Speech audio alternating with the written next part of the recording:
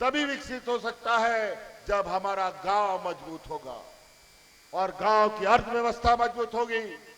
और इसको लेकर के हमारा पहला कदम ग्रामीण अर्थव्यवस्था को मजबूत करना है। आज मुख्यमंत्री रोजगार सृजन योजना से पहले सरकारों में सिर्फ ट्रैक्टर बांटता था, आज सरकार ट्रैक्टर भी बांटता है, स्कॉर्पियो भी बांटता है, बेलेरो भी बांटता है, पिकअप भी बांटता है, जेसीबी भी बांटता है और बस भी बांटता है। स्वरोजगार से कोई महिला अपना सीमेंट छड़ का दुकान खोल रहा है, कोई राशन दुकान खोल रहा है, कोई नौजवान टेंट हाउस का दुकान खोल रहा है।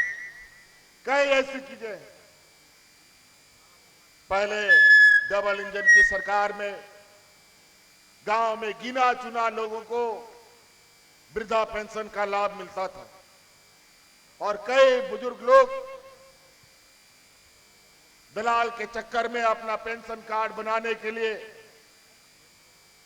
हजारों रुपया घूस दे देता था, लेकिन कोई पेंशन का कार्ड नहीं बनता था। बिना पेंशन कार्ड का बेचारा ऊपर चला जाता था। लेकिन हमने कानून बना दिया, इस राज्य में जो 50 साल का बुजुर्ग हो जाएगा उन सभी बुजुर्गों को पेंशन मिलेगा। कोई नियम कायदा कानून नहीं, 50 साल पूरा होगा उसको पेंशन मिलेगा। आज गांव देहात में बिना पेंशन का कोई बुजुर्ग नहीं है। धीरे धीरे आगे कदम बढ़ाते गए और हमें पता चला गांव की गरीबी बहुत भयानक है। आज छोटे छोटे जरूरतों के लिए लोग आज भी महाजनों के चक्कर लगाते हैं, उनसे उधारी लेने का काम करते हैं। हमारा संकल्प है आने वाला 5 साल के कार्यकाल में हम लोगों का कोई इस राज्य में गरीब नहीं रहेगा जो किसी से उधारी लेगा, महाजनों का चक्कर लगाएगा। और इसी क्रम में आज हम लोगों ने इस राज्य के हर गरीब का बिजली का बकाया बिल माफ कर दिया है। बिजली का बिल माफ हुआ कि नहीं? 10,000, 20,000, 50,000, लाख रुपया तक, 2 लाख रुपया तक लोगों का बकाया बिल माफ हुआ। बेचारा कहां से लाएगा 2 लाख रुपया गरीब? इसी तरीके का कई ऐसी चीजें योजना गिनाने शुरू करें तो हमारे विपक्ष के लोग उन उपलब्धियों के दब से उनकी जान निकल जाए।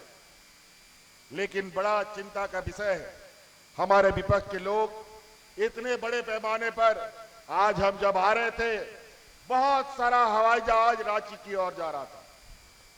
हमने कहा कि ये हवाई जहाज, इतना हवाई जहाज कहां से आ गया भाई रांची में?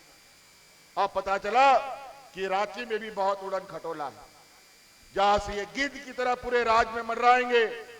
कोई महाराष्ट्र से, कोई असम से, कोई छत्तीसगढ़ से, कोई मध्य प्रदेश से। 2 दर्जन मुख्यमंत्री, यहां पर एक मुख्यमंत्री को और प्रधानमंत्री भी लग गया है। कैसे ही झारखंड का ये आदिवासी नौजवान को सत्ता से बेदखल किया जाए। आज गरीब गुरुआ से लेकर सरकारी कर्मचारी तक ये राज्य का पहला राज्य है जहां केंद्र सरकार ने राज्य के कर्मचारियों का बुढ़ापे का लाठी छीन लिया। न्यू पेंशन स्कीम के माध्यम से कोई भी कर्मचारी को पेंशन नहीं मिलता था। हमने पूरी ताकत के साथ कर्मचारियों के साथ खड़ा होने का निर्णय लिया और आज देश का ये पहला राज्य है जहां कर्मचारियों को पुराना पेंशन देने का काम झारखंड सरकार ने किया है। पेंशन रिटायरमेंट के बाद कितनी बड़ी चीज होती है ये हम सब जानते हैं। आज राज्य में इतनी गरीबी है कि बूढ़ा मां बाप को घर से बेदखल कर दिया जाता है, लेकिन आज पेंशन मिलता है तो मां बाप को भी रखने लग गया। यही हालत हमारे इस राज्य में अल्पसंख्यक समुदाय के साथ भी रहा। विभिन्न प्रकार तरीके से उनको प्रताड़ना, नए नए नियम कायदे कानून लगाना, कभी एनआरसी लगाना, कभी यूसीसी लगाने की घोषणा करते हैं। हमने भी कहा है यहां यूसीसी एनआरसी का कोई बात नहीं होगा, यहां बात होगा तो सीएनटी, एसपीटी और पेशा कानून का बात होगा। कैसे देश को तोड़ो, कैसे देश को बांटो, कैसे समाज को बांटो, इनका यही कार्य योजना रहता है। आज देखिए हमारे अल्पसंख्यक समुदाय के, हमारे मिशन भाइयों के स्कूलों में कितनी समस्याएं थी। शिक्षकों की बहाली, बच्चों का एडमिशन, सभी चीजों को हम लोगों ने सामान्य करने का काम किया है। लेकिन इतने चुनौतियों में भी अभी बहुत सारे काम अधूरी बाकी हैं। इसीलिए आप लोगों से आग्रह है कि इस बार हम लोग जिस रफ्तार के साथ इस झारखंड को आगे बढ़ाने में लगे हैं, ये रफ्तार रुके नहीं। अगर ये रुक गया तो फिर इसको आगे चलाना बहुत मुश्किल हो जाएगा। ये व्यापारियों की जमात, पूंजीपतियों की जमात, ये देने वाले लोग नहीं है बल्कि लेने वाले लोग हैं। हमारे आसाम में कई लाखों यहाँ के आदिवासी भाई जाके बसे हैं। आज जाके देखिए वहां के आदिवासी भाइयों को, वहां का समाज, संस्कृति सब छूट गया उनका। उनको आज के दिन में भी आदिवासी का दर्जा प्राप्त नहीं है। और यहां आकर के ये लोग बोलते हैं हम आदिवासियों के हित हैं। कैसे आदिवासियों के हित हो सकते हैं? यहीं बगल में कितना दूर है जी? छत्तीसगढ़ यहां से 25 किलोमीटर दूर है, यहां से छत्तीसगढ़। यहीं पर यही एनडीए की सरकार, भाजपा की सरकार ने अपने व्यापारी मित्र को यहां माइनिंग खदान दे दिया है और पूरा जंगल को उजाड़ा जा रहा है। आदिवासियों को जंगल से खदेड़ा जा रहा है। जो आदिवासी नहीं भागेगा उसको नक्सल बना करके जेल में ठूसने का काम हो रहा है। और यही होगा इन गुजरातियों का, व्यापारियों का एक बड़ा जमात हम लोग के ही कुछ अपने जात बिरादरी गोतिया के लोगों को अपने साथ खड़ा कर लिया है, अपना एजेंट बना लिया है और पैसा दे करके हमारे समाज के बीच में भेज करके हम लोगों को बांटने का प्रयास कर रहा है।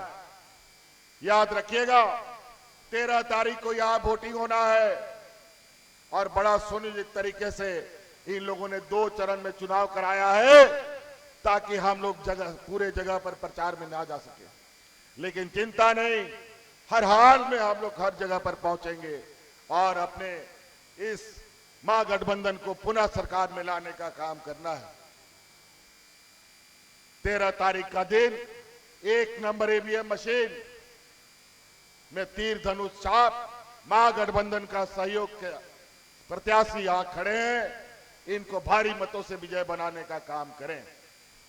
इसीलिए समय कम है और कार्यक्रमों में जाना है। आप लोगों से एक आशीर्वाद लेके जाना चाहते हैं। अगर हमने काम किया है, ईमानदारी से आपकी सेवा की है, तो आप लोग हमें आशीर्वाद दें और भूषण तिर्की को जिताने का काम करें। क्या भूषण तिर्की को जिताएंगे? सरकार बनाएंगे?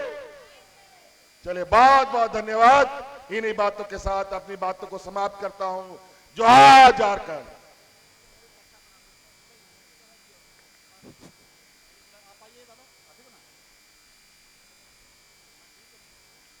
तो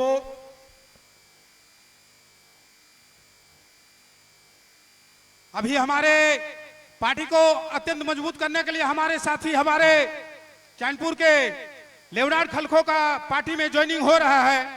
इसके लिए सबको एक जोरदार से ताली बजा देंगे।